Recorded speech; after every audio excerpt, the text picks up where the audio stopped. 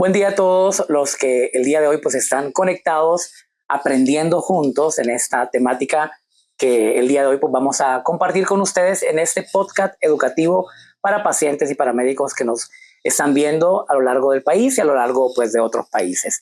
El día de hoy vamos a tener un enfoque desde el punto de vista científico para aquellos temas que habían sido un poco pues vistos de una manera pues no tan científicas con respecto a algunos tabús que existían con algunos trastornos de la piel o algunos trastornos óseos y otro tipo de patologías que van asociadas a pues el daño metabólico que ocasionan algunas enfermedades como tal. Para ello pues tenemos el día de hoy aquí en el set a pues la doctora Stephanie Wagner, quien es especialista en ortopedia, pero también tiene una subespecialidad en rodilla y en hombro, y a la doctora Ligia Palma, quien es también experta en el manejo avanzado de las heridas. Vamos a estar el día de hoy pues dialogando, doctoras, al respecto de este tipo de temática y aquellos mitos y tabús que tienen todos los pacientes. Así que si usted está viendo en nuestra casa, pues comparta esta información para todos aquellos pacientes que quieren saber cómo manejar las heridas, qué cosas deben de hacer cuando tienen sospecha de algún problema articular o realmente si es un problema articular. E igual a usted que es médico y que necesita tener esas herramientas en base a la evidencia científica que le digan a usted qué tiene que hacer para poder manejar ese tipo de pacientes que a veces son complejos. Vamos a iniciar con la doctora Stephanie Wagner. Doctora, pues mucho hemos escuchado nosotros, los pacientes en el día a día, ¿verdad? Hablar acerca de la enfermedad osteoarticular. Y algunas veces algunos pacientes dicen, doctor, me duelen los huesos, ¿será que tengo artritis o tengo osteoporosis o tengo osteoartrosis? Quiero primero pues definir qué es cada una de estas cosas para que la población pues nos pueda entender el día de hoy acerca de qué tenemos en este tipo de procesos. Ok, perfecto. Bueno, entonces lo vamos a definir en tres cosas. La osteoartrosis es el desgaste del cartílago articular, se le conoce también como artrosis, pero son la misma cosa. Y básicamente esto antes se creía que iba ligado como con la edad. Se ha comprobado que ahora existen factores metabólicos que pueden acelerar ese proceso que antes solo se creía que era del adulto mayor, ¿verdad? Por otro lado, tenemos la artritis reumatoide, que eso ya es una enfermedad autoinmune, ¿verdad? Que es muy diferente porque tiene características inflamatorias a diferencia de la osteoartrosis. Y en tercer lugar tenemos la osteoporosis. La osteoporosis es una disminución de la masa ósea, es decir, el hueso se vuelve más poroso, más frágiles, pero son tres cosas bien diferentes. Creo que hoy nos vamos a centrar en la osteoartrosis o artrosis, que es el desgaste del cartílago articular desde un enfoque metabólico, como enfermedad metabólica. Y todo, entonces, por ejemplo, si alguien que nos está viendo en ese momento tiene 65 años y tiene dolor en las rodillas y tiene dolor en las articulaciones de las muñecas, ese paciente llega a la clínica y dice, doctor, vengo porque tengo artritis. Evidentemente a los 68 años, si nunca había tenido antecedentes de una enfermedad inmunológica, eso no es artritis de entrada, porque esa ya es una enfermedad inmunológica como lo estamos describiendo. Puede ser una osteoartrosis. Ahora, eso es algo que todos las personas adultas mayores vamos a tener en algún momento, o es algo que es específico de un grupo de personas. Ok, vamos a ver. Todos vamos a llegar a tener cierto grado de desgaste en el cartílago articular por el uso, pues. Eso es así como los lentes. Todos vamos a llegar a utilizar anteojos en algún punto de nuestra vida, ¿verdad? Pero hay ciertas personas que definitivamente van a tener una predisposición más grande para desarrollar la enfermedad y desarrollarla con síntomas incluso más fuertes. Porque de repente hay personas que van a pasar toda su vida, que van a llegar a la vejez y van a tener una que otra molestia articular, pero no van a desarrollar esa enfermedad que produce dolor, que en algunos casos incluso llega a la cirugía. ¿Qué otros factores van a llevar a un paciente a desarrollar esa artrosis? Número uno, pues factores genéticos. Existe una predisposición genética. Si tenemos mamá, papá, abuelo que tuvo artrosis, nosotros ya tenemos una predisposición a desarrollarla. Bueno, ahí. La otra es el sobrepeso, la obesidad. Si bien es cierto, yo le digo a mis pacientes, no es la única causa, porque si no, no existirían flaquitos con artrosis, ¿verdad? Pero ciertamente es algo que nos afecta porque sobrecarga las articulaciones y desde el punto de vista metabólico acelera la degradación del cartílago articular porque nuestro cuerpo está inflamado, pues. Y las enfermedades como la diabetes. Ya sabemos que eso va a afectar, va a activar esas enzimas que se empiezan a comer el cartílago articular y va a progresar mucho más rápido. Es más, las estadísticas dicen que una persona diabética con artrosis va a tener una aceleración de su proceso de un 10 a 20% más que una persona sin enfermedad metabólica. Wow. Entonces, es impresionante realmente. Sí, y es importante que lo diferenciemos porque la población a veces se asusta y dice, me está doliendo, y eso obviamente hay que chequearse. O sea, la premisa es que los pacientes que tengan ese tipo de dolores articulares, que es como el primer indicio que tenemos de esta enfermedad, se haga un chequeo general. Doctora Ligia, con respecto al cuidado de la piel en un proceso de heridas, tengo el típico paciente que llega a mi consulta y me dice, doctor, fíjese que se me está oscureciendo la piel de las piernas, es un diabético con neuropatía diabética, o sea, un diabético ya de muchos años de tener diabetes, que empieza con cambios de coloración de la piel. Y la premisa es, ¿qué tipo de crema podemos usar? Me dice el paciente, para poder hacer que esta mancha se aclare. Obviamente, detrás de esa mancha, que solo es la punta del iceberg, hay miles de factores, ¿verdad? Esa es una dermatopatía diabética, obviamente, inducida por un daño endotelial y por muchos factores de riesgo. Ahora, esa piel de ese paciente, al igual, doctora, que la acantosis nigricans, que es la coloración oscura que vemos en el cuello, en las axilas, en la ingle, en las regiones de piel, de pliegue, perdón, de los pacientes, ¿puede revertir con algún tipo de crema o es ya un daño que tiene la piel y que puede predisponer a ese paciente que tenga una lesión en esa piel como tal? Bueno, tú lo has dicho, realmente esa es la punta del iceberg. Sí. Lo que hay que manejar inicialmente es la insuficiencia venosa, la insuficiencia arterial, que muy pocas veces se maneja de una manera apropiada. Y en primer nivel, cuando llegamos donde el médico, pues es necesario hacer el diagnóstico. Hay cosas que son evidentes, como la neuropatía diabética, claro, que no diagnosticamos hasta que el paciente dice, me duele, siento calor, me queman, siento hormigueo en los pies. Pero esos son signos ya de una neuropatía sensitiva. Pero cuando tenemos una neuropatía diabética autonómica, lo que hay es resequedad, hay cambios en la coloración de la piel, hay aparición de micosis, incluso el pie deja de sudar, ¿verdad? Eso es muy importante, o sea, vamos poniendo los tips para enumerarlos, doctora, por si hay alguien que nos está viendo y que tenga ya un trastorno o que sea diabético ya diagnosticado. Entonces dijo sequedad de la piel, una persona que empiece con resequedad de la piel, que muchas veces también se ha asociado a hipotiroidismo, ahora y no siempre es hipotiroidismo, sino podemos tener una neuropatía asociada, que tenga anhidrosis o que no sude, ¿okay? Que no empiece a sudar de esa región de la piel, y los cambios de coloración, que son cambios de coloración, y posteriormente a esto pueden aparecer simultáneamente ya los cambios sensitivos, ya el dolor, claro, o los dedos en martillo, los cambios ya en la morfología del pie. Sin embargo, cuando estamos hablando de proteger esa piel, muchas veces los pacientes recurren a la vaselina, al petrolato, para por muy hidratar la piel, pero eso lo que hace es impermeabilizar la piel y le da una sensación visualmente de que está hidratada y se ve brillante, pero claro, en realidad la vaselina es un impermeabilizante, sí, que impide que la piel pueda transpirar adecuadamente, y por lo tanto ni estamos hidratando la piel ni la piel está transpirando como debería de hacerlo de una forma normal. Entonces, en ese caso, lo que se hace es que se recomienda a los pacientes utilizar cremas a base de urea al 10%, si hay un grado de resequedad muy extremo, urea al 20%. Y esa resequedad no únicamente va a aparecer en las piernas o en los pies, sino que en los pacientes la neuropatía diabética y la resequedad que ocurre por otras causas, sobre todo que estamos en un clima cálido a nivel del trópico, claro, ¿verdad? Entonces necesitamos mantener hidratada nuestra piel constantemente. Entonces las cremas de urea al 10% funcionan perfectamente sobre cualquier superficie del cuerpo, ¿verdad? Exceptuando la cara, ¿no? Porque usualmente si se colocan en la cara puede haber con la sudoración que caiga en los ojos, que arde, claro, y entonces otro riesgo, ¿no? Pero se puede usar del cuello para abajo con toda confianza. Ok, entonces la recomendación sería, desde el punto de vista científico, es no usar cremas a base de vaselina, que es lo que la abuelita pues nos recetaba, ¿verdad?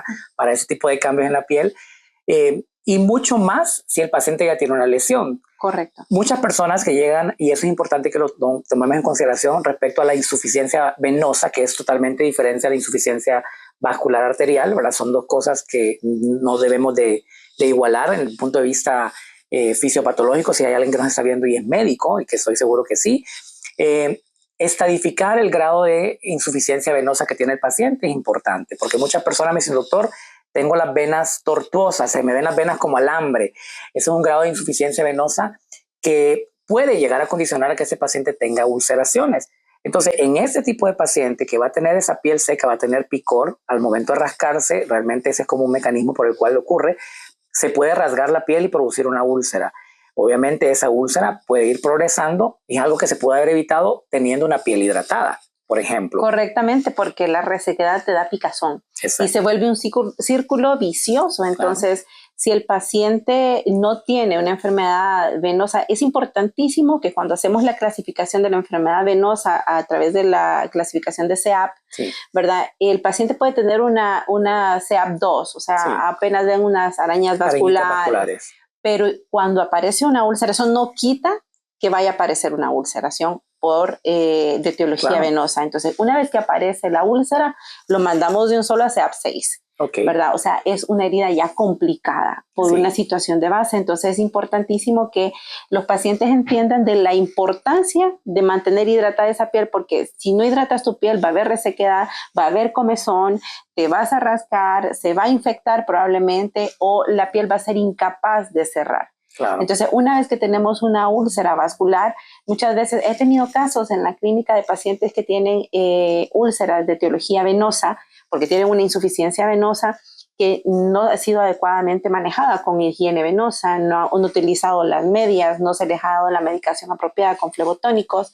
Entonces, y encima de todo empiezan a utilizar cataplasmas o cualquier receta que se les da a nivel del local. Este, ¿no?, montón de cremas que dan a base de antibióticos, sí, las famosas cremas que tienen más de un antibiótico, que tienen esteroides, que no las recomendamos desde el punto de vista médico. No, y es que fíjate que cuando un paciente tiene una herida, usualmente hasta desde el punto de vista médico, vas a la consulta y el médico va a la herida, pero hay que ir al paciente. Exacto. Hay que ver qué es lo que el paciente tiene, ¿no? Porque sobre todo en heridas de muy larga data y a veces olvidamos que las heridas que tienen menor a 42 días, siempre les hago la relación, acuérdense del posparto, ¿no? 6 semanas, 42 días.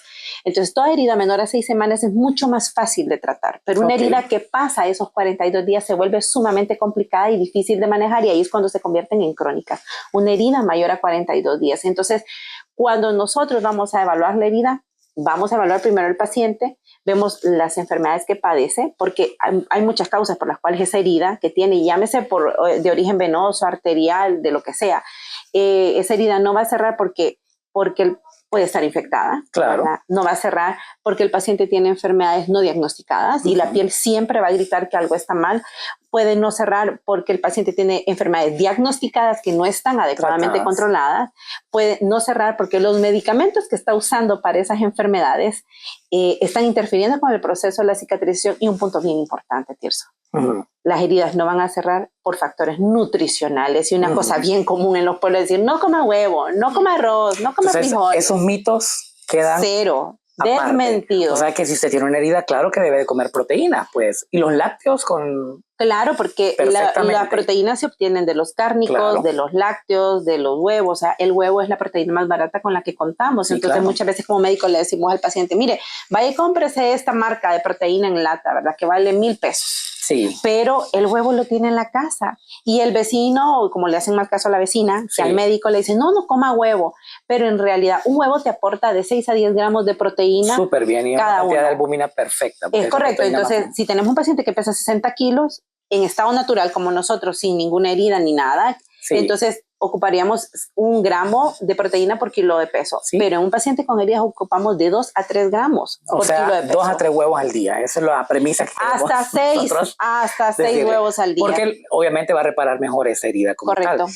Entonces, tenemos el entendido para los médicos que nos ven que la herida de origen venoso se va a tratar de forma diferente a una úlcera en un paciente con diabetes. ¿Tiene un tratamiento desde el punto de vista médico? Fíjate que desde el punto de vista de la fisiopatología de la herida, ¿verdad? O sea, es diferente la fisiopatología, pero la piel tiene las mismas características. Claro, claro. O sea, la herida es la pérdida de la continuidad de la piel, sí, y lo que evaluamos en general es los diámetros, la profundidad, el tejido, sí, que está comprometido, los factores que influyen para que diagnostiquemos infección, calor, rubor, dolor, inflamación, todo eso.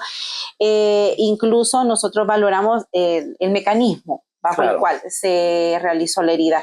Pero a la hora de manejarlo, ¿verdad? Lo importante es, si hay infección, pues manejemos la infección, ya sea a nivel local o con tratamiento antibiótico sistémico. Quitemos la biopelícula porque también hay un dilema, ¿no? ¿Qué es mejor, dar el antibiótico o manejarlo a nivel local? Entonces, realmente lo más importante es manejar a nivel local. Sí. Y entonces, pero manejarlo con productos que sean apropiados. Si hay exposición de ligamentos, hay exposición de hueso, muchas veces nos olvidamos que estos son muy sensibles y se pueden desecar por la presencia, necrosar, o sea, se ponen negros o inicialmente cafés. ¿Cuándo mandamos al cirujano una herida entonces? ¿Cuál va a ser el criterio para decir, no, esa paciente necesita que la debride un cirujano y que tenga herida? Cuando las heridas son de muy gran tamaño, generalmente necesitamos del cirujano. Para esto, cuando los pacientes tienen muchas comorbilidades también, entonces necesitamos que haya un equipo, porque esa es otra cosa.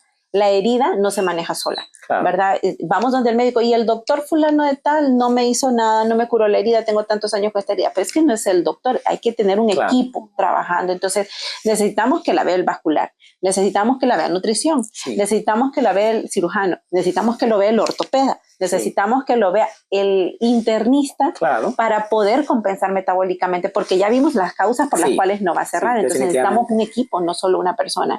Entonces el cirujano forma parte de ese equipo y muchas veces es el cirujano el jefe de la orquesta. Sí, y eso va ligado también al tipo de limitación a la actividad física que va a tener un paciente cuando tiene una herida específicamente, porque muchos pacientes tienen una herida en el pie y esa herida que tienen de forma crónica obliga a que tengan un cambio de posición en su forma de caminar y eso pues produce a la larga pues el pie de Charcot, que es parte de la posición que tenemos.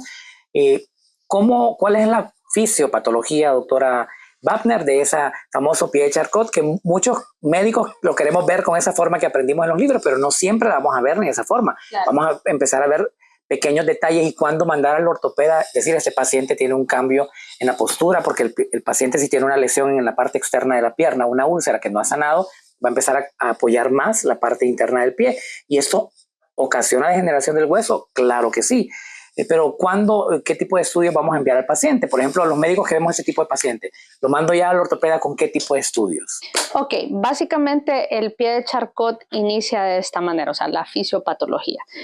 Cuando un paciente tiene, por ejemplo, hiperglicemia, ¿qué pasa? Hay unas moléculas que se llaman AGEs. Esas moléculas se adhieren a las proteínas que están dentro del colágeno y empiezan a atacar todas las articulaciones del pie.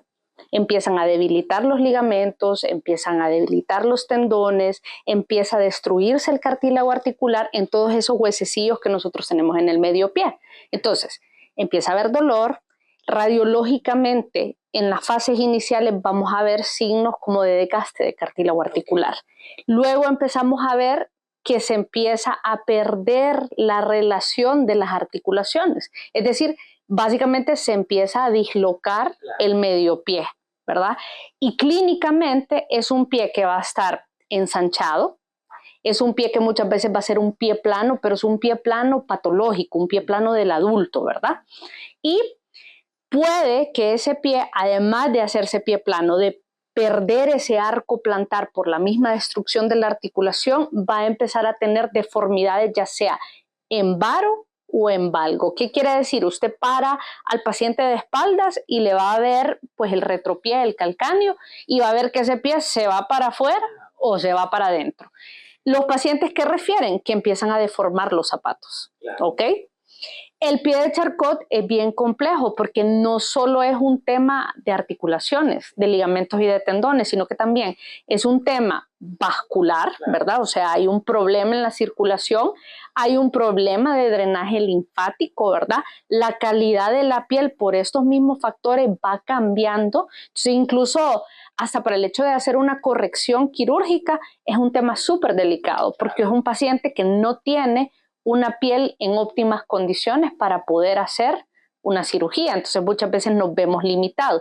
Y si a eso le agregamos que los pacientes por ese mismo mal apoyo y todo empiezan a formar úlceras, porque ¿qué pasa? Cuando nosotros apoyamos mal el pie, apoyamos parte del pie que no están diseñadas para apoyarse.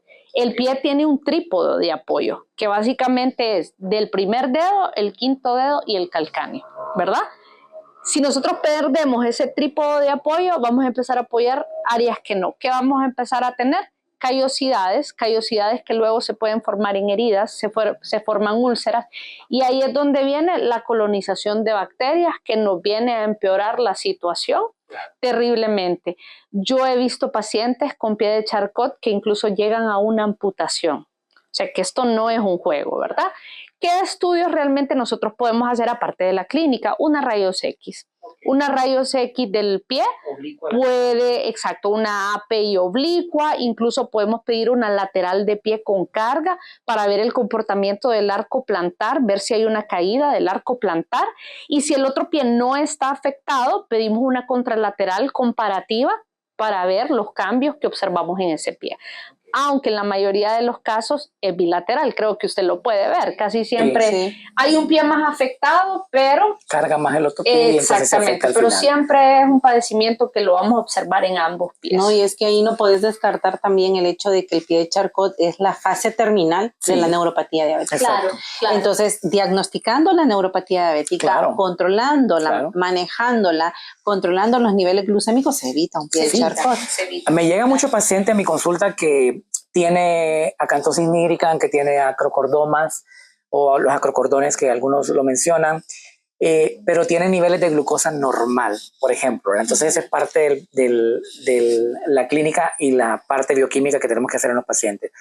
Yo les quiero informar de que la glucosa puede estar normal en ayunas, después de haber comido, y tener una hemoglobina glicosilada normal, pero tener resistencia a la insulina, que es como el primordio, que es lo que muchos médicos nos olvidamos. Entonces, siempre, cada vez que tengo la oportunidad de hablar ante un grupo de médicos y personas, les digo, los niveles de insulina deben de pedirse en esos pacientes específicamente que tienen ese tipo de manifestaciones clínicas. Entonces, el cuellito negro, las axilas negras, la región de la ingle negra. Siempre pidamos niveles de insulina en ayunas y después de haber comido, porque nos pueden dar una sorpresa y el paciente tener resistencia a la insulina 5 años antes de que desarrolle después una enfermedad como tal, porque desde ahí comienza la parte de la neuropatía, ya desde esa fase inicial.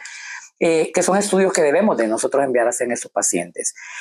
Con respecto a ese famoso juanete que nosotros conocemos o que la persona conoce desde el punto de vista coloquial, esto ha venido un auge actualmente y no es que está de moda hacerlo desde el punto de vista quirúrgico, porque al final es o no quirúrgico el tratamiento definitivo. Es quirúrgico. A mí, cuando un paciente llega a la consulta, yo le puedo decir, como ellos me dicen, no, y me puedo poner un separador de dedos, me puedo poner esto que vi en Temu, que separa el dedo y corrige el juanete. Bueno, de poder se lo puede poner, pero esto es como una plantilla.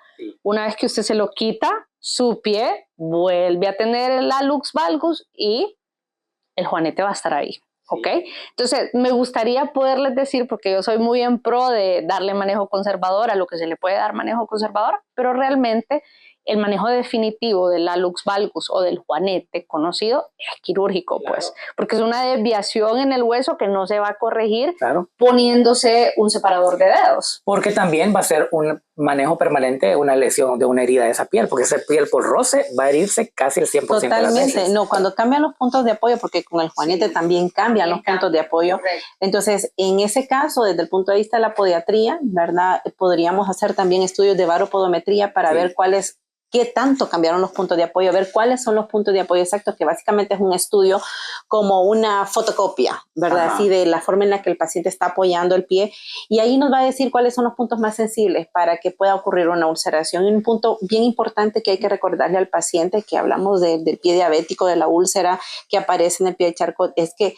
el secreto está no solo en el control metabólico, sino en la descarga del pie. Sí. Entonces, en utilizar un adecuado calzado, en que en ese momento que estamos en la fase aguda de manejo de la herida, el paciente no puede apoyar su pie. ¿Y con adecuado calzado te referís a qué? ¿Un número más grande del tamaño del zapato, el tipo de zapato que va a usar, que sea felpa, o qué específicamente? Fíjate que es bien difícil encontrar en Honduras calzado para diabético, para empezar. Sí. Súper complicado. Pero ¿cuál sería la mejor opción que en este momento los que nos están viendo podrían decir? Es el pie, es el calzado para mi papá que es diabético, para evitar que tenga ese tipo de lesiones? Pues mira, yo siempre recomiendo calzado cerrado, preferiblemente tenis, y si son tenis tipo deportivo, mejor, porque amortiguan mucho el impacto sobre las articulaciones, ¿verdad? Porque un paciente que tiene un mal apoyo desde el pie, se ven afectados todos los ejes para arriba, va a doler el tobillo, va a doler la rodilla, va a doler la cadera, va a doler la columna. Entonces es importante que el paciente tenga ese cambio en el calzado, y recordar que los tenis no son eternos también, ¿verdad? No, que hay que cambiarlos tienen un kilometraje igual que los carros, ¿verdad? Igual que las llantas. Igual que las llantas, entonces es necesario cambiarlo, porque a veces tenemos tenis de años y estos son los tenis que me gustan y estos me quedan cómodos y estos me voy a poner, pero realmente ya no los tienen tenis amortiguación. no tienen ninguna amortiguación. Y yo le agregaría algo a eso, anchos. Sí. Usualmente, la horma un poco más ancha. Exacto, hay algunas líneas de calzado, ¿verdad?, que traen su línea de wide, ¿verdad?, para pies un poquito más anchos. En el caso de la Lux Valgus es un pie que el antepié va a ser más ancho, pues, por el mismo bunion que se forma del juanete, ¿verdad? Entonces a esos pacientes es recomendable dejarles un calzado un poquito más ancho de lo normal, ¿verdad?, para evitar ese roce del bunion. O incluso hay pacientes que tienen el famoso juanetío desastre, que es básicamente en el dedo chiquito abajo, como un juanetío, ¿verdad? Yo creo que es más común incluso que el resto, porque es menos percibido. Entonces también pues se benefician de un calzado que sea un poquito más ancho. ¿Y afelpado o no afelpado? Que sea cómodo. En realidad ahí tendría que ver que sea un calzado que respire, ¿verdad? Porque hay calzados que pueden ser calientes, pues. Entonces, si usted tiene un calzado que es caliente, hay mayor sudoración, la sudoración pues causa más fricción en el pie, puede generar ampollas, que luego estas ampollas pueden llegar a ulcerarse. Entonces yo diría... Ahorita que mencionas caliente, me pongo a pensar en que siempre le recomiendo a los pacientes cuando están en ese proceso de curación, porque uno pone la cura, ¿verdad?, las gasas y todo, usar calcetines. ¿Verdad? Hay muchos pacientes que no usan calcetines, que andan en sandalias, ¿verdad? No estoy diciendo que use la sandalia con calcetín, sino que use un calzado adecuado, sí, que use un calzado adecuado. Estético en todo sentido. Los tres estamos de acuerdo en eso. Sí, pero además que use calcetines, ¿verdad? Para proteger el pie. Y ahorita... Ahora, en presencia de úlceras... Ligia, ¿se tapa o no se tapa esa úlcera? Porque es otra cosa que incluso entre nosotros los médicos no nos ponemos de acuerdo, ¿verdad? Mitos. Yo siempre digo, hay algunos paradigmas que tenemos que ir quitándonos de la cabeza y que muchas veces repetimos porque lo repitió el maestro que nos daba clase. Las heridas deben de estar siempre húmedas, o sea, con productos para heridas que generen humedad en el lecho de la herida, porque todas las células, los seres vivos, todos necesitamos humedad, ¿verdad? Nosotros necesitamos agua para vivir, las células necesitan agua para multiplicarse, las plantas necesitan agua para crecer, entonces ese es el primer mito. El segundo mito es que siempre deben de estar cubiertas, nunca deben de estar al aire libre, y menos en un paciente diabético, porque es una herida de alto potencial de infección y alto riesgo de amputación. Entonces, las heridas siempre, sea diabético o no, debe de estar cubierta de principio a fin. O sea, desde que se produjo la herida hasta que la herida epitelizó, hasta que ya se ve esa piel suavecita, rosadita encima. Sí, cuando ya está epitelizada, está de acuerdo que sí puede quedar descubierta. O sea, si ya hay un proceso. Epitelizada, sí.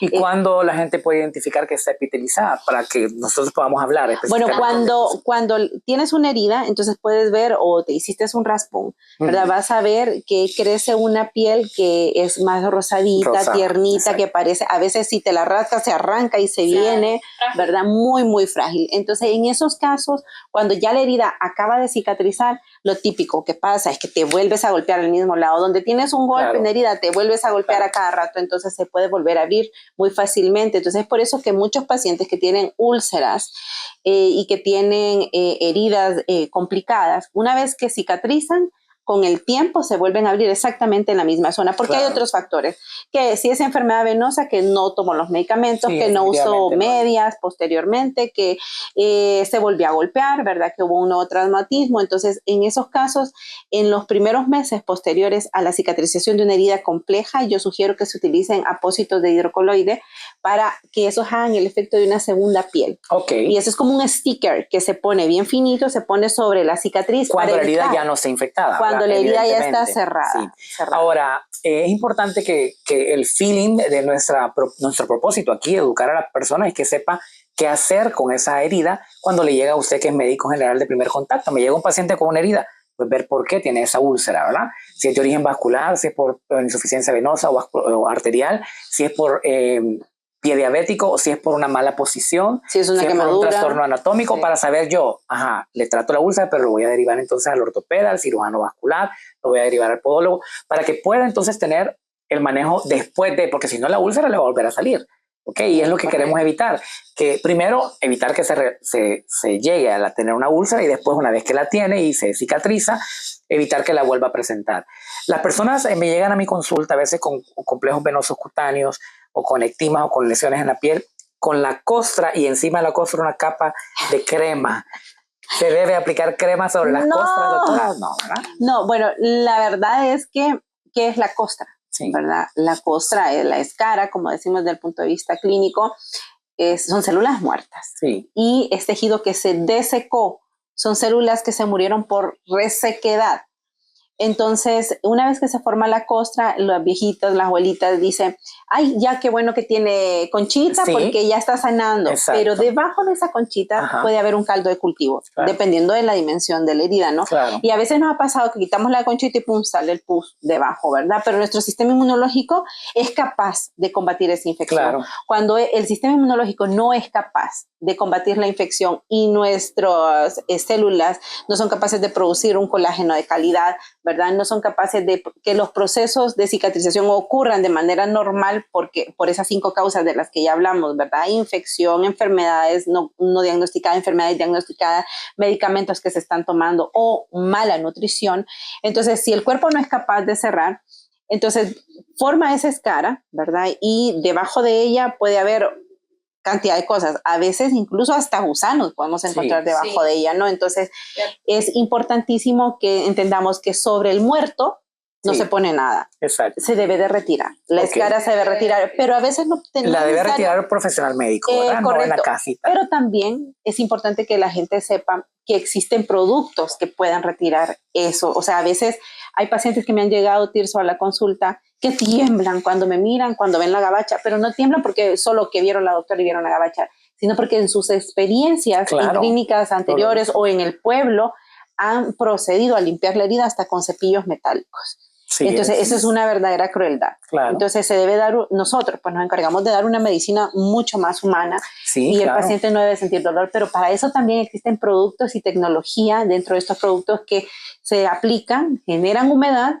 y la conchita se desprende sola por esa humedad. O sea, un preparativo para poder después hacer un adecuado retiro del correcto, que hace un debridamiento, básicamente, un debridamiento, pero lo hace el mismo producto. O sea, hay productos que son súper completos, que de hecho tienen propiedades que son de debridamiento y además de eso, de repitelizar, de controlar la biopelícula o la carga bacteriana que haya sobre la herida, e incluso productos que una vez que esa herida ya cicatrizó, los podemos seguir usando para que la cicatriz vaya atenuando y no quede aquella cicatriz. O sea, un producto que puede ser preventivo, también puede ser interventivo y después puede ser profiláctico. O estético, o mejora la estética. Para mejorar esa condición clínica. Para evitar llegar a unas heridas profundas que después llegan a tejido blando, después de tejido blando llegan a la parte osteoarticular y producir pues la que no queremos nosotros ninguno es la osteomielitis, ¿verdad? Porque obviamente la osteomielitis, doctora Wagner, es bastante compleja. El tratamiento, pues hay quienes dicen por ahí, aprendimos nosotros en los libros de medicina hace años, que no tenía cura. Obviamente en la actualidad sabemos que sí estamos mejorando para que puedan entender qué es osteomielitis, para no asustarlo, que la doctora pues nos amplíe un poquito qué es. La osteomielitis básicamente es la infección del hueso. Puede ser aguda o puede ser crónica. Esta puede aparecer secundario a una fractura, por ejemplo, a una herida no tratada, a una úlcera, ¿verdad? O también en los niños puede ser hematógena por una infección de algún sitio que viajó hasta el hueso y produjo una infección. El tema con la osteomielitis, y déjenme decirle, realmente lo que usted leyó en los libros es así. Nosotros la manejamos y podemos pasar años, un paciente puede pasar años sin un brote de osteomielitis, pero de repente a los 10 años tiene un periodo de inmunosupresión, tiene alguna enfermedad y aparece una fistulita drenando pus.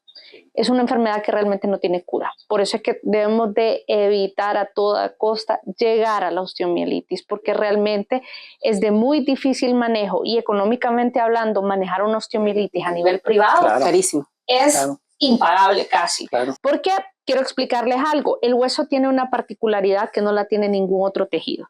Y es el hecho de que el antibiótico que nosotros nos pueden administrar, básicamente del 100% del antibiótico, solo el 30% va a llegar al hueso. Era una poca penetrancia. Y además de eso, las bacterias que están dentro del hueso forman una capita que se llama biofilm, que evita que el antibiótico penetre. Entonces, ¿cómo manejamos la osteomielitis? No solo con antibióticos, sino que hay que meter al paciente a quirófano, limpiar el hueso, rasparlo, debridar, quitar todo eso, y eso no es de una vez.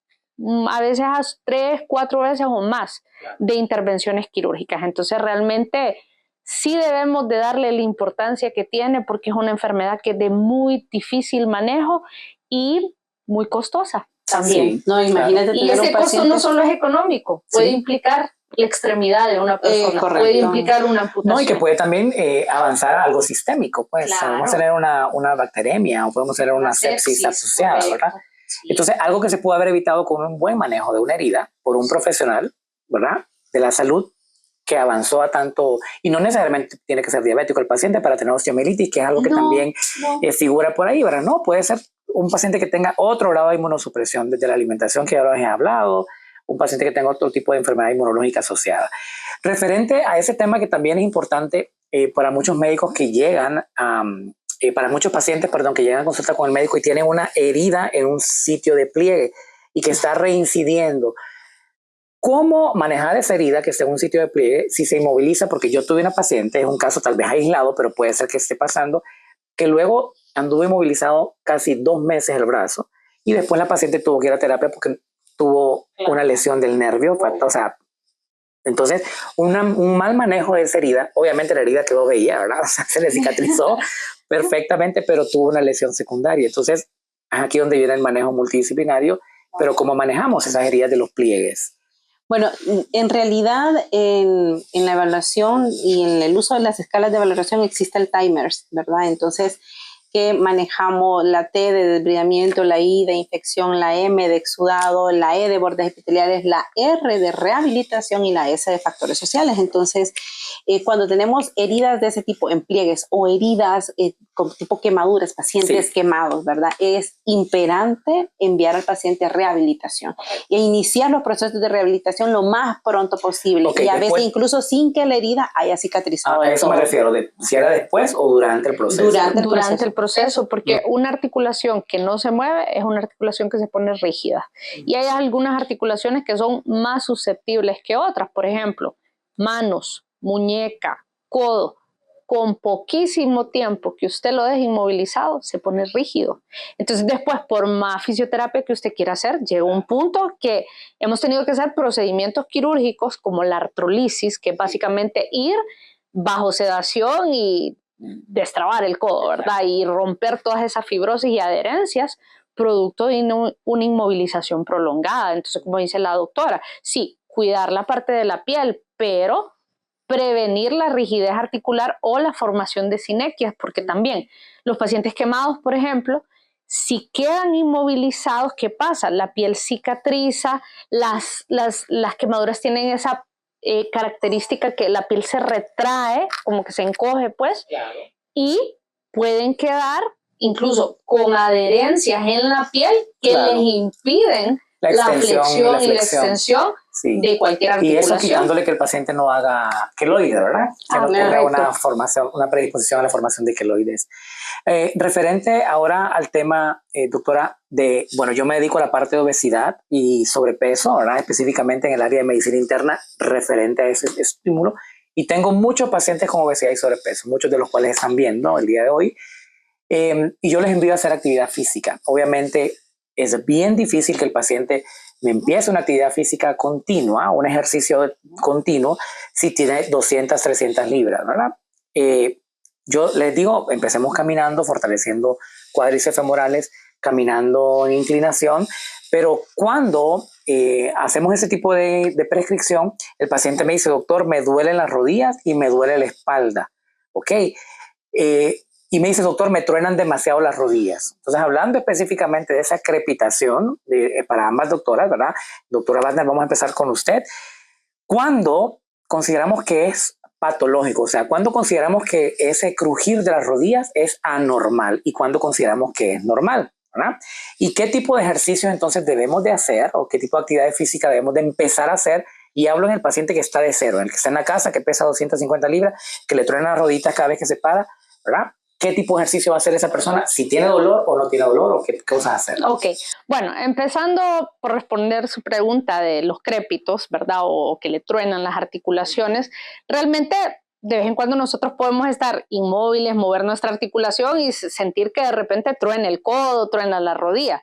Eso es algo normal, ¿verdad? A veces hay burbujitas de oxígeno que se atrapan en la articulación y que pueden provocar ese chasquido. Que no tiene nada que ver con la edad. No tiene nada que ver. Porque la gente dice, a mayor edad más tronas. Ni con la edad, ni crocante. Que está crujiente. Está crujiente. Pero hay algo cierto de esto. Sí, por ejemplo, las articulaciones son susceptibles a la deshidratación. Si nosotros estamos deshidratados, vamos a producir menos líquido sinovial, que es el que lubrica la articulación. Entonces, sí se pueden poner más rígidas las articulaciones y puede haber chasquido producto de esa deshidratación, ¿verdad? Y mejoraría ahí la utilización de... Pero también mejoraría ahí, o es un mito, la utilización de algunos productos a base de colágeno y mejoraría. Claro que sí mejora. Mira, hay mucha controversia referente a estos suplementos. Muchos colegas pues opinan que no sirven. Realmente yo me baso en la evidencia científica. Claro. Hay muchas revisiones sistemáticas, metaanálisis que comparan pues, el uso de estos productos como colágeno, glucosamina, condroitin sulfato, cómo los pacientes se comportan al inicio, se les aplican pruebas funcionales de dolor, y luego a los 3 meses, a los 6 meses. Y sí hay una mejoría. ¿Qué es lo que pasa? Va a depender del grado de artrosis. Si usted tiene artrosis grado 4 y usted ya no tiene cartílago articular, pues lógicamente esos medicamentos no van a actuar sobre esa rodilla porque ya no hay cartílago. Esos medicamentos están diseñados para proteger el cartílago articular, para enlentecer ese proceso que ya empezó, no van a regenerar. Entonces tenemos que también ver en qué momentos los estamos utilizando. Yo, aunque un paciente me llegue con una artrosis grado 4, por decirlo así, de una rodilla, yo siempre se los dejo. ¿Sabe por qué? Ese paciente tiene otras articulaciones, pues. Tiene otra rodilla, otra cadera, tiene columna, tiene manos. Entonces, para mí, sí son suplementos que yo recomiendo y que yo utilizo. Claro, una cosa bien importante también es que los pacientes te van a decir siempre, yo no hago ejercicio porque me duele. ¿Verdad? Y hay que recordar que el proceso de adaptación al ejercicio dura 12 semanas. Sí, claro. O sea que en esas 12 semanas... Todo el dolorcito hay que hacerlo. Y ya lo he visto en muchos pacientes. Muchas veces la literatura te dice que ocurren cosas en el paciente que no ves hasta que estás en la práctica, ¿no? Y yo ya lo he visto, como te comentaba, el hecho de que luego de 6 semanas de entrenamiento podemos reducir la cantidad de analgésicos que se toman para dolor articular hasta un 50%. Y luego de 12 semanas de entrenamiento hasta un 75%. Y si el paciente entrena por un periodo mayor a 6 meses, puede no consumir ningún analgésico posterior porque el ejercicio es beneficioso y porque cuando empezamos a hacer entrenamiento, sobre todo cuando existe dolor, empiezan a aumentar nuestros umbrales de dolor. Y al aumentar nuestros umbrales de dolor, vamos a ser más tolerantes al ejercicio y a cualquier otro tipo de entrenamiento o de situación que produzca dolor como tal. Entonces, si los pacientes no entienden que hacer ejercicio duele y que incluso durante la actividad física va a doler. Duele aunque no tengamos artrosis, pero para poder esclarecer entonces, no es sinónimo de artrosis, ¿ok? Ese dolor, no siempre. Crepitar de las rodillas. No siempre. Pero si va acompañado de dolor, o si es un crépito constante, que no es un movimiento aislado que produzca un chasquido, sino que cada vez que yo me levanto, me truenan, cada vez que bajo gradas, me truenan. Entonces ahí hay que ver si es un problema de alineamiento de la rodilla, porque si este huesito que tenemos enfrente que se llama rótula, si está mal alineado, va a rozar con el otro cartílago articular y puede producir esos crépitos. O si es artrosis. Si es artrosis, va a tronar la rodilla y va a doler. Va a doler. Entonces, cuando la vemos asociada a dolor o vemos que es algo constante, sí debemos de identificar si es artrosis y acudir al médico para realmente saber qué necesitamos hacer. Perfecto. ¿Okay? ¿Y el ejercicio? Y el ejercicio. Entonces, recapitulando y para ser más puntual con la parte del ejercicio.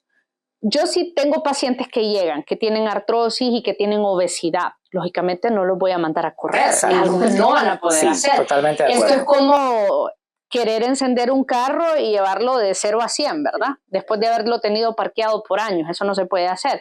Entonces, ¿qué recomiendo? Existe un aparato que es barato, que se llama cicloergómetro. Básicamente son como unos pedales de bicicleta que usted los puede poner en una mesa o los puede poner en el suelo. Yo se los recomiendo porque eso es algo que pueden hacer ejercicio de miembro superior, poniéndolo en una mesita, poniéndolo en el piso, moviendo sus pies. ¿Para qué? Para empezar a activar todo ese sistema, ¿verdad? O sea, que empiecen a oxigenarse, a lubricarse las articulaciones, porque las articulaciones son como bisagras, ¿verdad? Si usted las tiene cerradas, pierden esa lubricación. Entonces, eso es una manera de empezar a activarse. Y esto lo venden aquí, en estos lugares donde venden cosas ortopédicas y tal, lo pueden encontrar. Empezar a caminar en lo plano. ¿Por qué les digo en lo plano? Porque si usted tiene artrosis y tiene además sobrepeso y se pone a subir gradas, a bajar cuestas, su musculatura está débil, su articulación está inflamada, no lo va a poder hacer. Una vez que ya haga esto con facilidad, pues usted puede ir progresando el ejercicio, ¿verdad? Otra cosa que es muy buena, caminar en el agua. Es decir, piscina, incluso puede poner una piscina en su casa, de esas que se arman, y caminar en el agua. ¿Por qué? Porque en el agua perdemos la gravedad, entonces hay menos impacto sobre la articulación. Esa es otra actividad que se puede hacer, la famosa elíptica también. Bicicleta estacionaria, a veces pues cuando hay obesidades, ¿verdad? Grado 3, incluso no se puede hacer bicicleta estacionaria, parece mentira, o sea, no lo toleran al principio por la inclinación, la elevación del asiento. Entonces, yo recomiendo estas cosas antes de empezar a hacerlo. Lo ideal, no vamos a negar, es que todo entrenamiento sea guiado, pero seamos honestos. No todas las personas tienen acceso a tener un entrenador personal. Entonces, estas son un par de recomendaciones que yo creo que cualquiera pueda hacer en su casa y empezar a moverse. Porque como dice usted, si nunca han hecho ejercicio, con que lo empiecen a hacer, ya es una diferencia. Así es. Y es importante recalcarlo, ¿verdad? Porque si me dicen, doctor, me duelen las rodillas, por eso no camino, va a doler. Al inicio va a doler. Paradójicamente me decía un paciente, ¿quién entiende a los médicos? Me dicen que baje de peso para que me opere la rodilla y para poderme operar la rodilla tengo que bajar de peso, pero me duele la rodilla porque tengo artrosis. Entonces, ¿qué hago primero? Pues ambas cosas. Yo siempre le digo a la gente, el 70% de la reducción de peso es comer saludable. El otro 30% te lo da la actividad física, el ejercicio y algunos fármacos que podemos utilizar. Otra recomendación, Tirso, que es bastante práctica también, es el hecho de que todo el mundo tiene acceso a la tecnología, a un celular, a YouTube, y existen videos ya que pueden utilizarse en pacientes con artrosis severa o pacientes que tienen heridas en el pie, ¿verdad? El paciente con pie diabético o con una úlcera en el pie no puede caminar, no puede apoyarlo, entonces, pero sí puede hacer ejercicio sentado. Entonces hay muchos videos de entrenamientos para fortalecimiento de cuádriceps, para fortalecimientos musculares y de grupos musculares que se pueden hacer sentado perfectamente. Y también hay ejercicios como el HIIT que se puede hacer, low impact, y rápida. Pero existe el HIIT de bajo impacto, que se puede hacer para los pacientes que tienen precisamente dolores en las rodillas. Entonces, son ejercicios que te llevan de la mano, ¿verdad? Y van aumentando progresivamente la intensidad y son entrenamientos que perfectamente puede hacer una persona, ya sea que sea hipertensa, diabética o que tenga cualquier patología. O los famosos isométricos, que son básicamente esos ejercicios que solo son contra gravedad, como levantar la pierna en extensión, estar sentado, levantar la pierna, o sea, eso empieza a activar los músculos, pues los grupos musculares, porque aquí no nos olvidemos, no solo es ejercicio cardiovascular, es fuerza. tenemos que hacer un poco de pesas, porque ya hemos visto que a mayor masa muscular disminuye esa resistencia a la insulina, disminuye esas hiperglicemias. Necesitamos el músculo para poder mejorar la condición del paciente con diabetes. Y el músculo desplaza la grasa. Sí. Tenemos más músculo, vamos a tener menos grasa. Exacto. Basados en ese principio, y los pacientes que con heridas no comen huevo, ¿de dónde va a sacar el cuerpo las proteínas? Del músculo, se macían también. Sí, es algo que siempre hemos aprendido a instaurar en la actualidad, ¿verdad? La recuperación de las heridas con una buena nutrición. Respecto a la artrosis grado 3 y grado 4, ¿es quirúrgica al 100%, doctora? No, en mi opinión no. Yo sé que muchos colegas van a decir de qué está hablando, ¿verdad? Pero yo realmente no me baso en rayos X. Las rayos X son un parámetro para saber qué es lo que el paciente puede esperar, darle un pronóstico. Pero yo he tenido muchos pacientes con artrosis grado 3, incluso grado 4, que con todas estas intervenciones que hemos hablado, mejoran muchísimo y se les evita llegar a un reemplazo articular. No necesariamente una rayos X es sinónimo de cirugía, como muchas veces se piensa. De hecho, uno de los criterios para yo decirle a ese paciente, usted ocupa una prótesis, es que ya hayamos agotado todas las instancias no quirúrgicas. Eso es infiltraciones, ejercicio, fortalecimiento, fisioterapia. Te voy a llevar a mi mamá. ¿Verdad? Sí. Eso para mí es ley y realmente soy muy honesta porque también con el paciente uno debe de hablarle con claridad y decirle, vamos a intentar, ¿verdad? Si ya es una artrosis avanzada, vamos a intentar y vamos a ver cómo usted se comporta y lo que nos va a definir si usted va a terminar en una cirugía o no es su dolor. Si el paciente se mantiene súper bien, ¿para qué lo va a operar? Y también porque el grado de funcionalidad después de la cirugía, pues obviamente depende también de una buena masa muscular, porque no solamente es cambiarle la rodilla, ¿verdad? Sino también mejorar la parte del pie. Referente a esto, los pacientes que tienen un postquirúrgico van a estar inmovilizados por un tiempo y aquí vienen las famosas úlceras.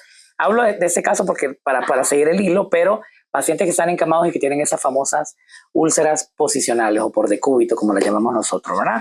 El manejo de esas heridas, he visto, yo no sé por qué razón, pero he visto múltiples, incluso tendencias a ponerle incluso bicarbonato o polvo seco a esas heridas para poderlas tener secas. Pero nos hablábamos anteriormente que debe de bien estar húmeda la herida, entonces o seca o húmeda. ¿Cuál? Mira, la úlcera por presión, sobre todo cuando está en el área sacra, porque las úlceras por presión van a aparecer en todas las áreas de presión del paciente encamado.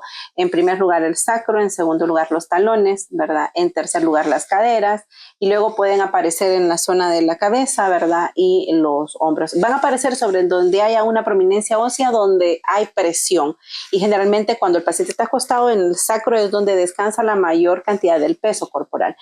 Entonces es una zona difícil, de muy difícil manejo porque los pacientes que están encamados van a defecar, van a orinar, la zona se va a llenar de humedad, pero una humedad que no es la deseada, ¿no? Entonces para eso existen también apósitos que nos ayudan a que podamos manejar la herida, ¿verdad? Y dejarla cubierta para que no entre ni salga nada.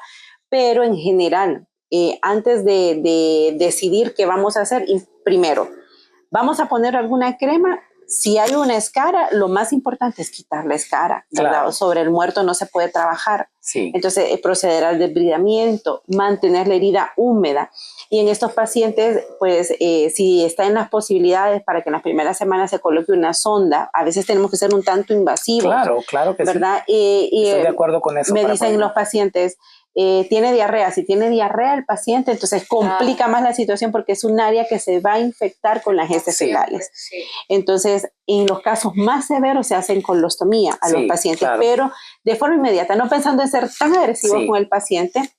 Entonces, se sugiere el cambio de apósito con cada cambio de pañal, pero dejar humedad. No utilizar ese tipo de magnesio, ni polvo, ni talco, ni nada por el estilo. Porque incluso hay gente que hace mezclas que no tienen ningún valor científico, ni está comprobada su eficiencia, que me parece hasta cierto punto irresponsable de empezar a hacer preparaciones cuando ya existen productos en el mercado comprobados que pueden dar Bueno, uno de ellos que tenemos el Colostruder, ¿verdad? Que es reparador al mismo tiempo que produce ese efecto que nosotros queremos de aislante e hidratante, ¿verdad? Hidratante, tiene factores de crecimiento epidérmico que nos ayuda a la regeneración, pero tiene factor de crecimiento insulínico tipo 1 que nos ayuda a que las células se repliquen más rápido. Claro. Tiene 5 factores de crecimiento que nos ayudan a que esas células pues verdaderamente crezcan, que crezcan vasos sanguíneos y que el epitelio y todas las células se regeneren de una forma apropiada. Y no solo eso, que una vez que la herida cicatrizó también nos ayuda en la modulación de la cicatriz. Claro. ¿Verdad? Para que no se formen queloides. Que no se formen queloides, si yo tengo una abuelita que tiene insuficiencia vascular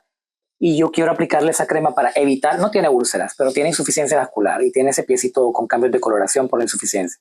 Entonces yo le quiero aplicar una crema. ¿Puedo usar esa crema o necesito tener ya la herida para poderla usar? ¿Es reparadora o puede ser profiláctica? En vez de la otra crema X que usa, ¿verdad? Mira, en el caso de la insuficiencia venosa, yo te recomendaría una crema de urea al 10%, que contenga árnica, probablemente para mejorar en la parte venosa, ¿verdad? Porque se trata de un tema de hidratación.